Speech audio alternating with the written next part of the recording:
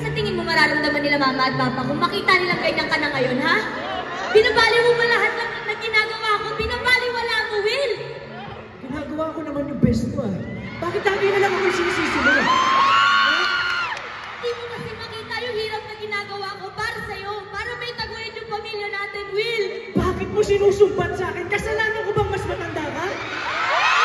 Baka nakakalimutan mo, hindi ko piniling itaguyod ka.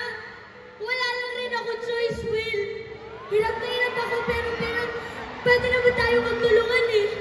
Pwede mo rin ako tulungan, Will. Kapatid mo ako. Hindi ko rin naman choice. At hindi ko rin naman ginusto na tulungan mo. Kasalanan ko rin ba na pinabayaan tayo ng magulang natin? Ate, ginagawa ko yung best ko. Pero bakit ganun? Ako lagi yung sinisisi mo. Gusto ko lang naman makita mo na nagawa ko lahat para lang mapunan yung pagmamahal nila mama at papa eh. Gusto ko lang maramdaman mo na kahit dalawa na lang tayo ngayon, pamilya pa rin tayo. Na-appreciate ko. Na-appreciate ko lahat ng efforts mo, lahat ng pagod mo, lahat ng sacrifices mo. Pero hindi mo kailangan isumbat sa akin.